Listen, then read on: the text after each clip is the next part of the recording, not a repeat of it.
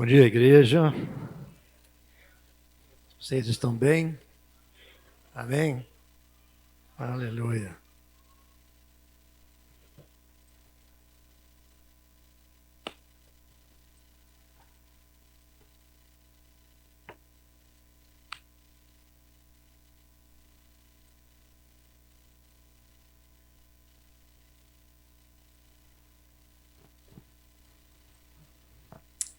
Amém. Estar mais um dia aqui é uma alegria, pelo privilégio de estarmos na igreja do Senhor.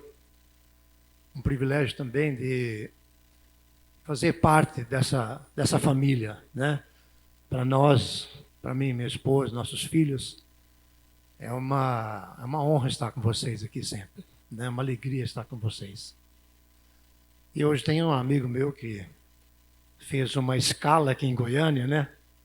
O Mota, ele é mineiro, mora em São Paulo, trabalha em Manaus e veio visitar nós e amanhã você vai embora, né? Aí, ó. Veio só para nos prestigiar aqui também. É uma alegria, bem-vindo em nome de todos nós aqui, tá?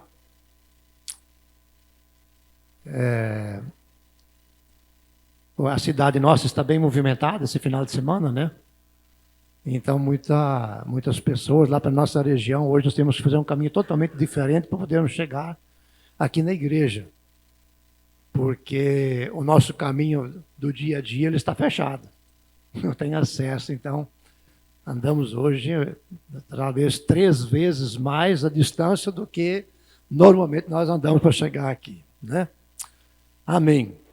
Irmãos, eu quero ler com vocês no livro de Colossenses, capítulo 1, no versículo 13 em diante até o 23.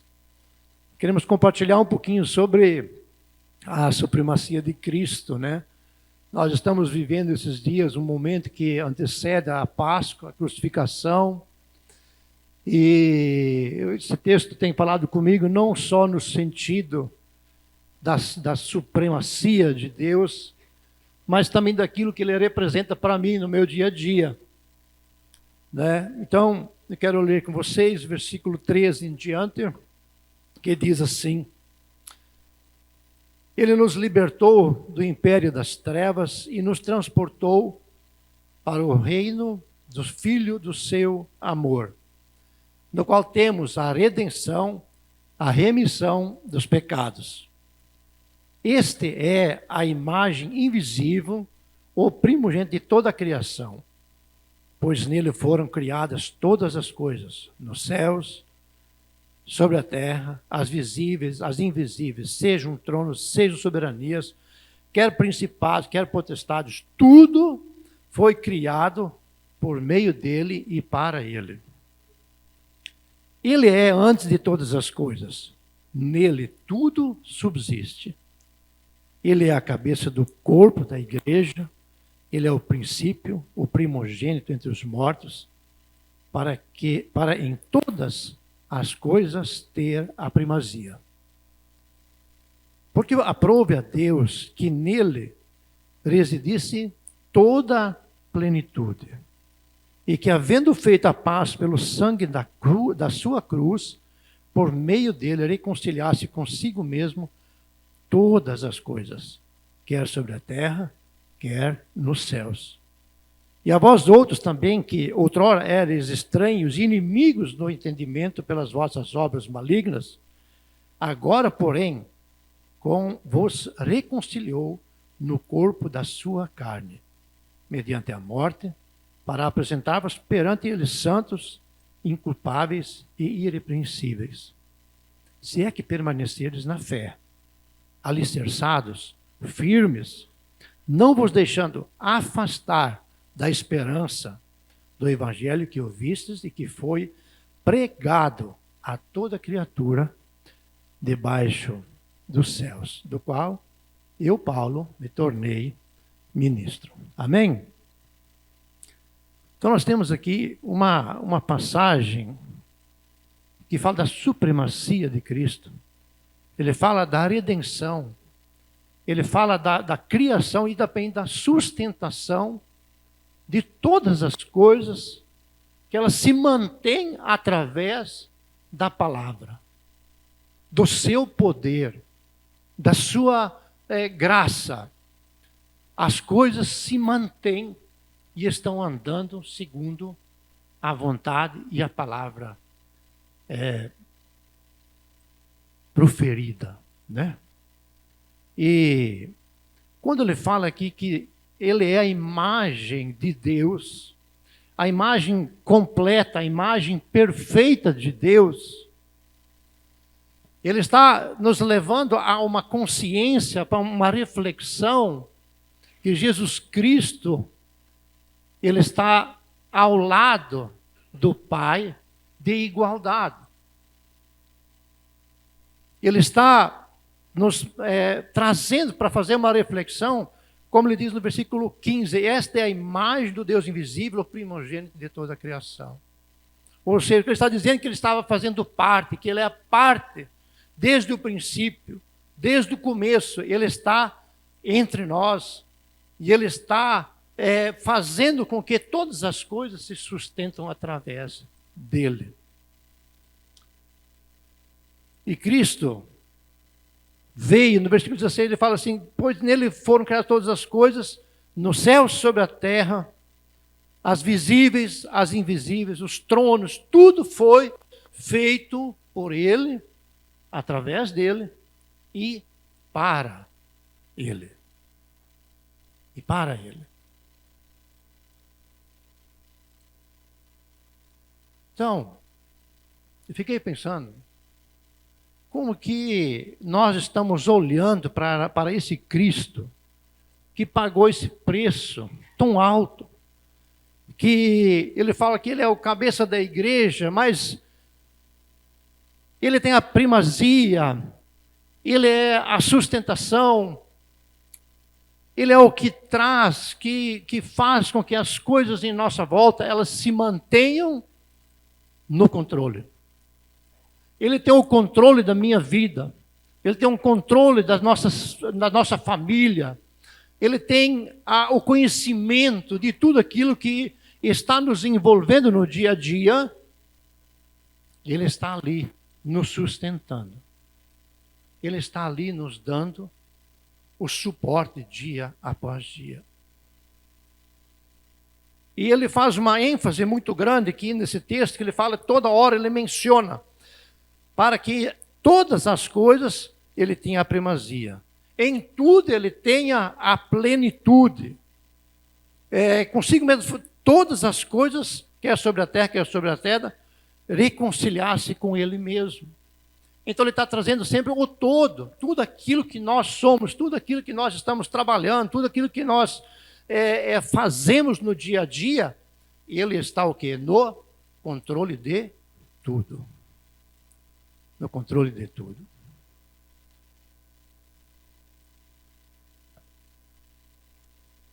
No versículo 20 fala que, havendo feito a paz pelo sangue de Cristo, pelo sangue da sua cruz, por meio dele, reconciliar-se consigo mesmo todas as coisas.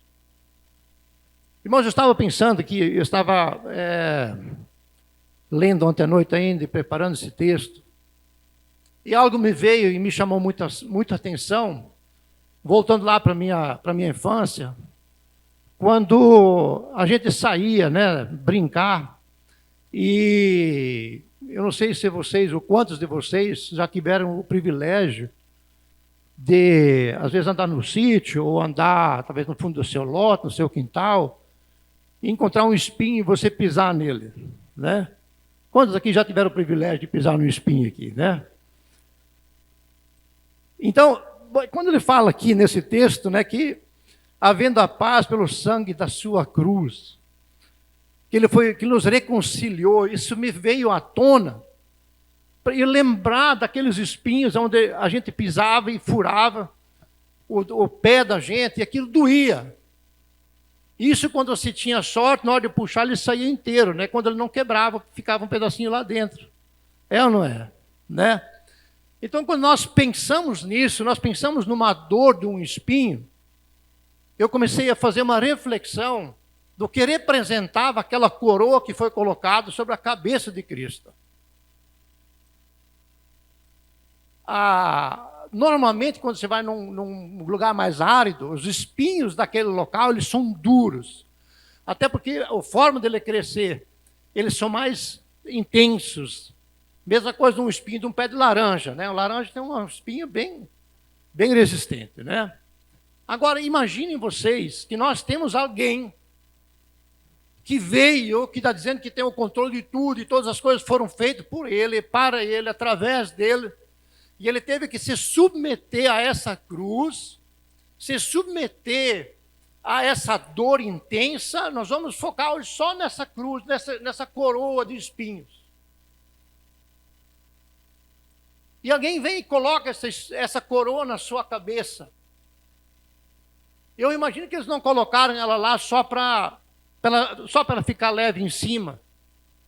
Para mim, na minha cabeça, a dor que foi descrita, o preço que foi pago na cruz, para que o sangue dele fosse derramado por nós, porque a salvação chegasse até nós, essa coroa, ela foi fincada com muita força na sua cabeça, furando a cabeça com esses espinhos. E não foi um espinho, foi com uma coroa de espinhos.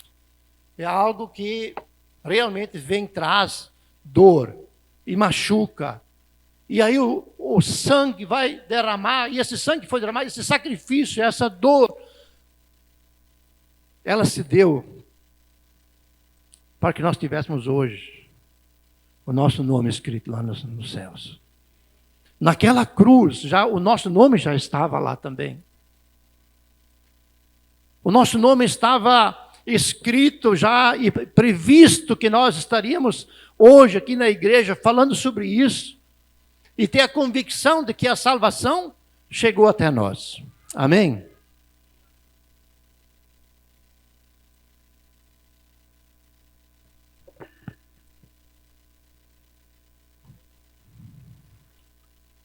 Porque ele fala que agora, porém, vos reconciliou no corpo da sua carne, né? Então, através dessa morte, através desse sacrifício, nós que estávamos ali jogados, que estávamos no mundo das trevas, ele nos trouxe de volta para o reino da sua luz, para o reino do seu Filho, através desse sacrifício. E no versículo 23, ele traz para nós aqui, o apóstolo Paulo, uma chamada. Ele diz que, para que nós possássemos, no 22 já, ele começa, né? Mediante a sua morte, para apresentar-os perante ele, santos, inculpáveis e irrepreensíveis. Se é que permaneceis na fé, alicerçados e firmes, não vos deixando afastar da esperança do Evangelho. Aí ele joga uma responsabilidade para nós. Aqui ele joga para nós que nós façamos um compromisso de andar na sua luz, de andar nos seus caminhos, de manter o foco naquilo que ele tem proposto para nós. Para que a gente não se esqueça, se é que permaneceres na fé, alicerçados e firmes. Ou seja, nós temos que criar raiz na palavra. Criar raiz também aqui na igreja. Muitas vezes fala assim, não, eu leio a Bíblia em casa, mas se eu não tiver comunhão na igreja, a nossa fé com o tempo ela vai esfriar. Porque nós aquecemos nossos motores aqui na igreja. Né? Nós aquecemos nossos corações aqui dentro. Através da palavra, através da comunhão, através de um abraço, através de um testemunho. Assim como o irmão contou para nós, estava lá no hospital. Isso nos fortalece ouvindo que ele sentiu a paz de Cristo naquele lugar. Porque estamos reconciliados e convencidos, estamos seguros daquilo que o Senhor está fazendo e quer fazer através de nós. A tendência nossa de homem, a tendência nossa de ser humano, é que nós nos aproximamos de Deus muitas vezes através da dor. Muitas vezes através da necessidade. E quando as coisas começam a melhorar um pouco, nós começamos a dar relaxada. E isso é uma coisa que é da carne. Não é que o Espírito quer isso de nós. O Espírito trabalha para que nós pudéssemos ter a comunhão, mas a carne, ela é preguiçosa. A carne, ela quer ter um caminho mais fácil. E nós temos alguns exemplos, né, na Bíblia também. Sansão. Quantos conhecem a história de Sansão aqui? Acho que todo mundo, né? Sansão, muitas vezes nós olhamos para a história e se nós não prestarmos bem atenção, você vai ver lá em Juízes 14, ele começou a andar num caminho muito arriscado. Muitas vezes você lê a história e fala assim, a esposa, a Dalila, que é culpada por causa da queda de Sansão. Mas a culpa foi dele mesmo. Se você começar a ler ali naquela hora o texto, bem no comecinho ele diz lá, que Sansão viu uma mulher no povo, que não era o povo que ele devia andar, no meio dos filisteus. E chegou para os seus pais, e falou disso para eles. E os pais falaram assim, mas não tem nenhuma mulher no meio do nosso povo que te agrade, que você pudesse se casar com ela, você agora vai procurar alguém fora do nosso contexto. E ele insistiu e queria que fosse dessa forma. Depois ele lança um enigma.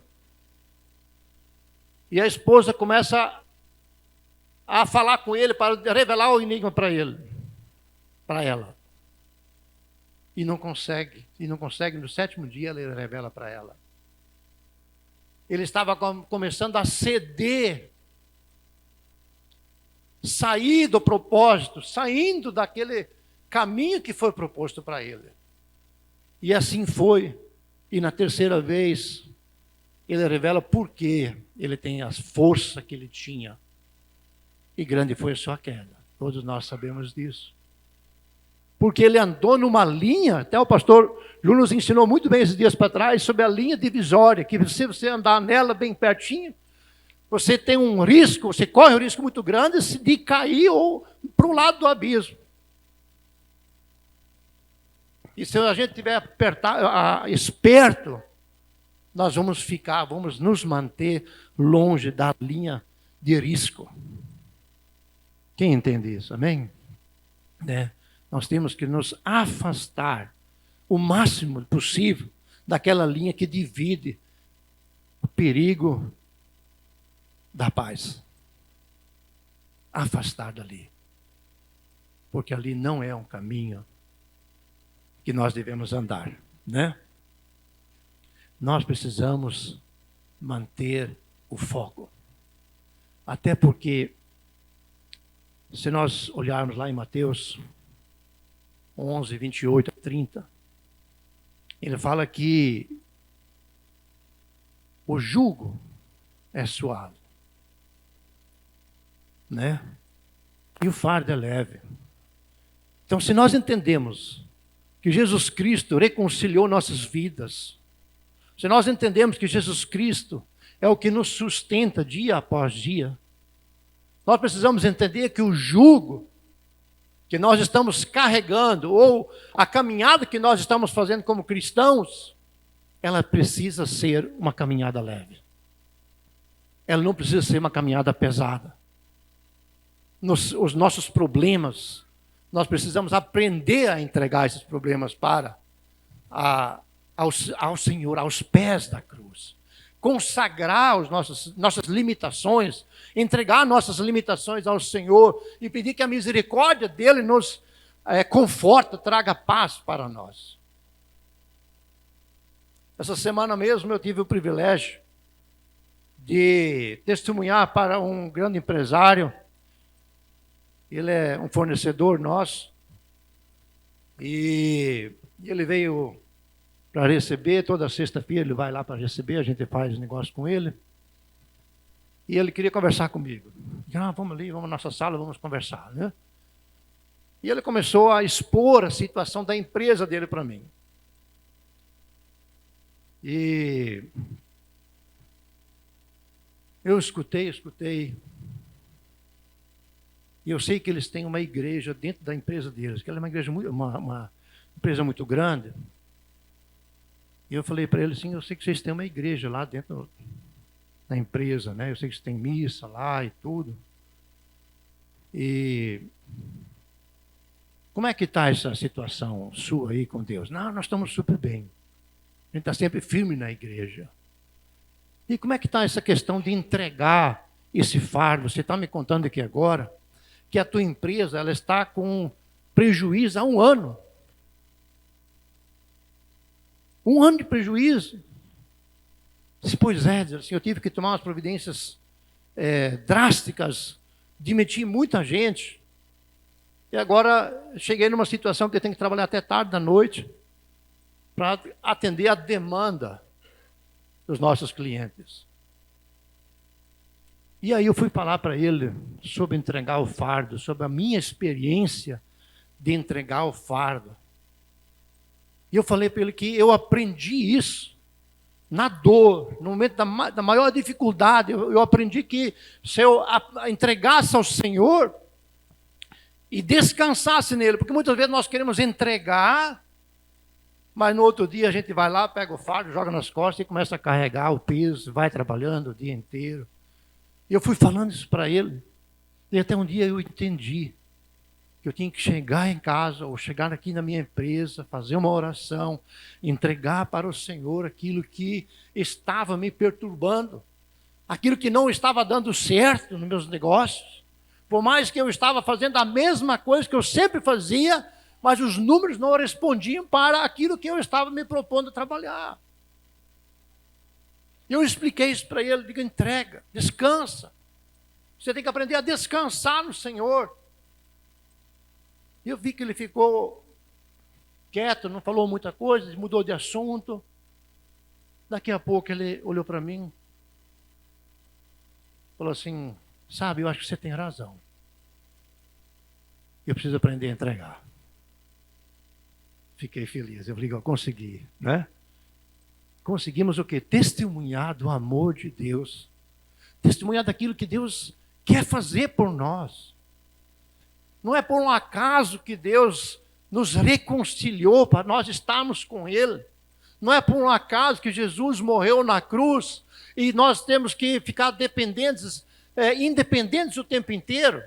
Ele está nos chamando para nós sermos dependentes dEle, viver o melhor de Deus através da vida dEle. E quando eu entendo que eu estou debaixo de um manto de unção, um manto que foi pago, que foi derramado, que um preço altíssimo que foi pago ali, eu preciso entender que esse Deus, Ele é tão amoroso, que quando eu olho para meus filhos, eu não vou entender, porque eu amo meus filhos, eu tenho um amor que a gente diz sempre, né, que qualquer pai, ele morre pelo filho. Mas eu tenho que entender que esse amor do Senhor, ele é ainda maior do que aquele que eu sinto pelos meus filhos.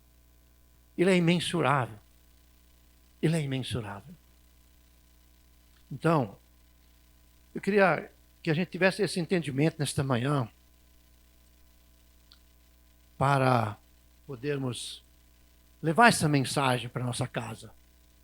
Temos esse entendimento. Olhar para a cruz e ver que ela está vazia por uma razão. Para nos salvar, né? Para nos dar o melhor.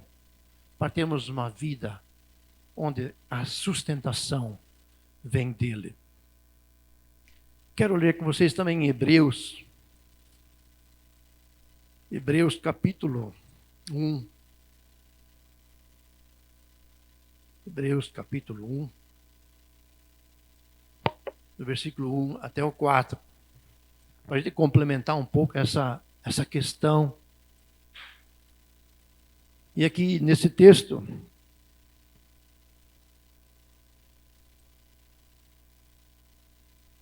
ele fala sobre a revelação suprema, né? Aqui praticamente é um fechamento da expiação de Cristo. Aqui é uma palavra que nos traz mais convicção ainda daquilo que Cristo nos representa, ou aquilo que Ele representa para nós. Veja bem, havendo Deus, outrora falado muitas vezes e de muitas maneiras aos pais dos profetas. Ou seja, Ele está nos remetendo ao passado ali. Ele falava através dos profetas.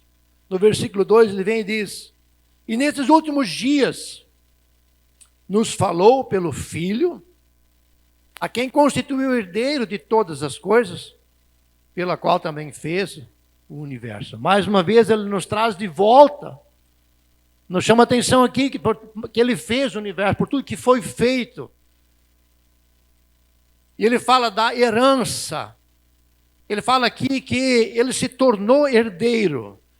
Nesses últimos dias nos falou pelo Filho, a quem constituiu herdeiro de todas as coisas. Fiquei pensando sobre essa questão da herança.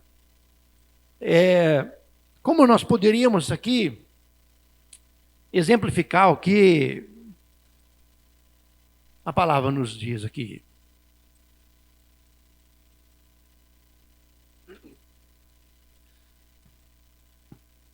Imaginei o seguinte: eu tenho 3 filhos.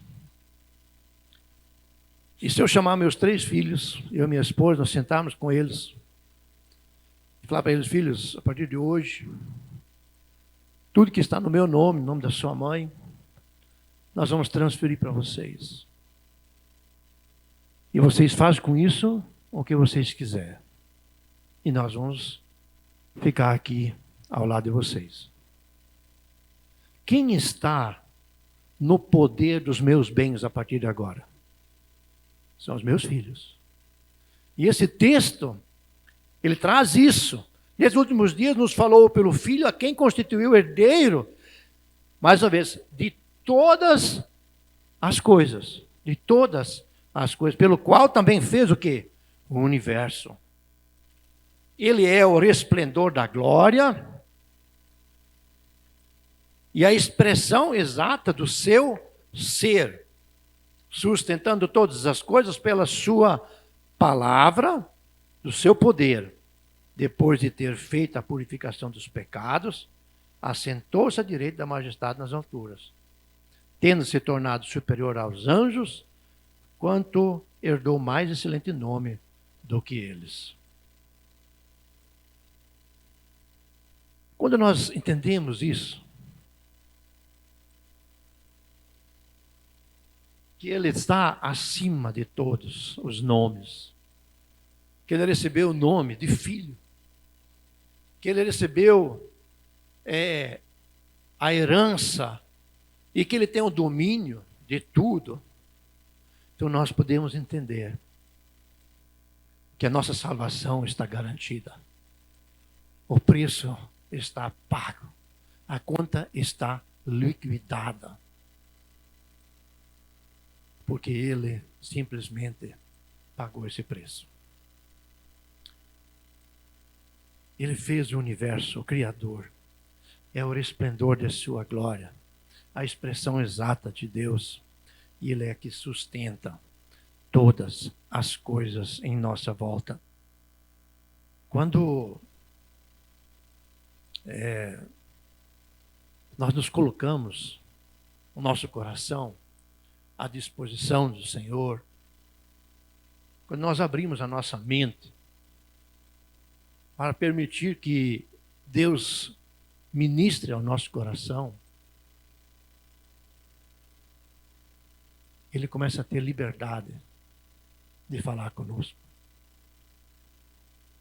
Muitas vezes nós temos dificuldade, eu falo por mim, dificuldade em abrir às vezes, dificuldade em nos aproximarmos, desse Deus maravilhoso que fez todas as coisas, que ressuscitou no terceiro dia. Esse Cristo que se prontificou e se doou por nós.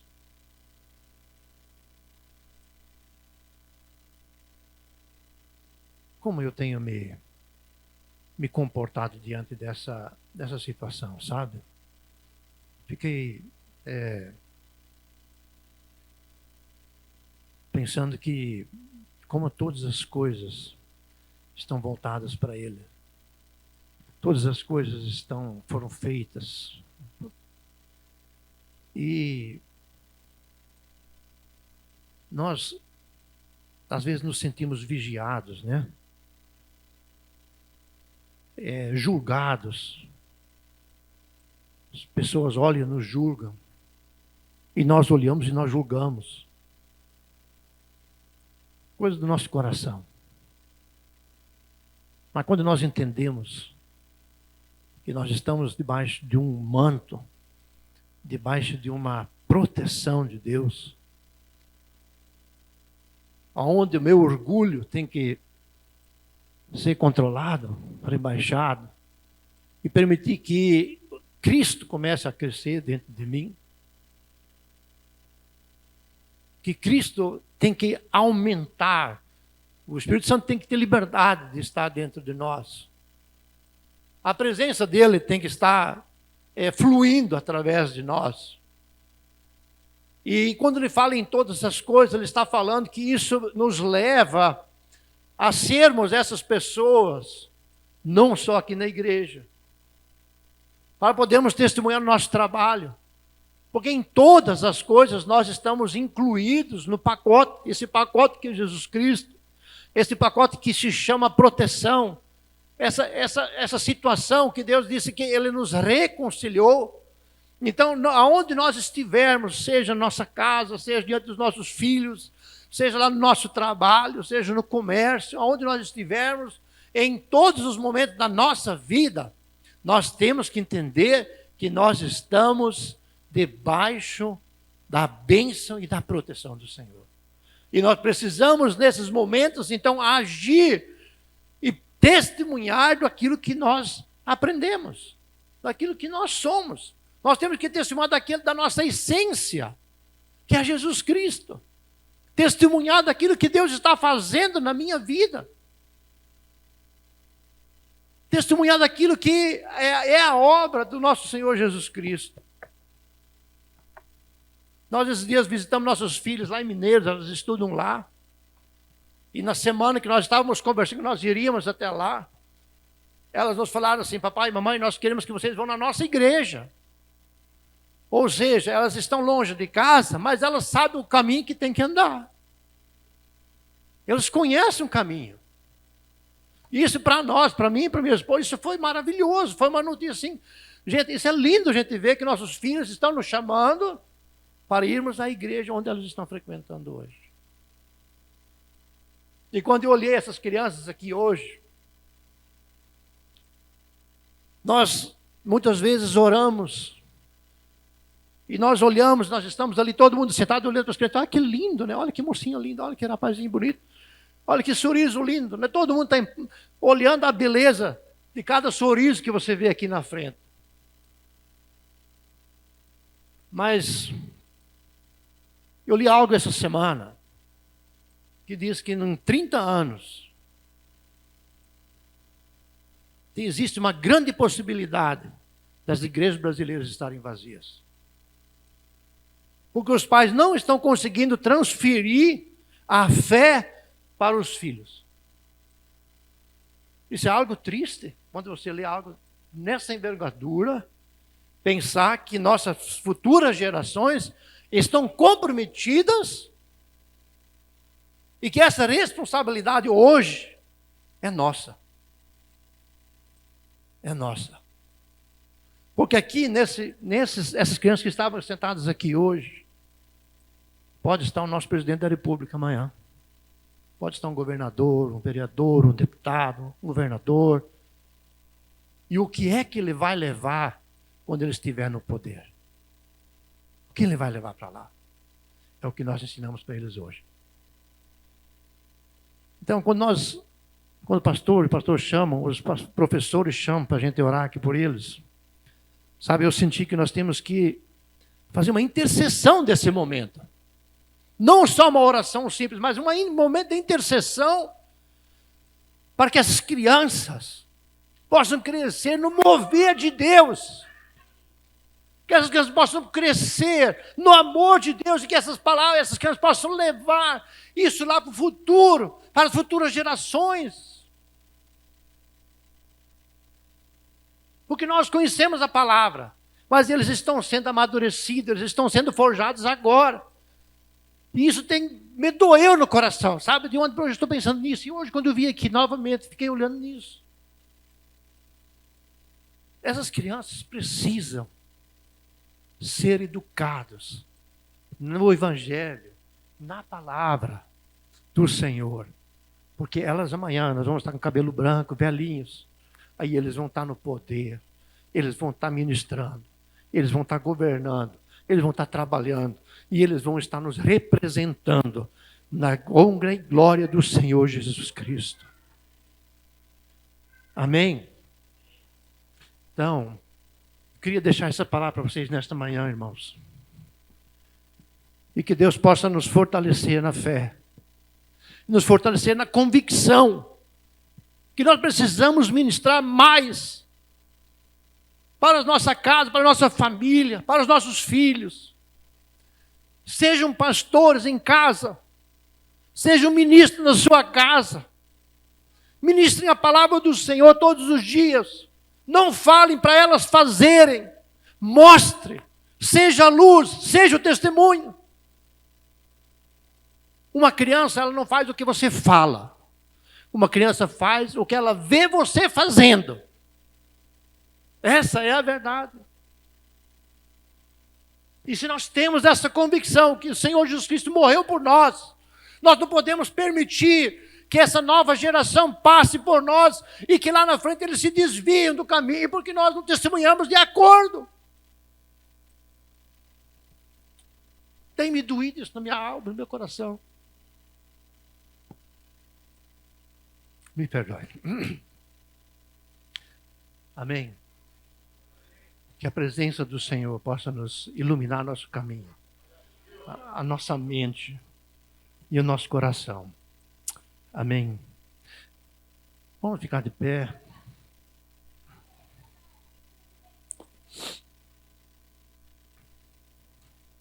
Amém. Feche seus olhos. Eu queria que você visualizasse com seus olhos fechados. Visualize sua família. Visualize sua casa.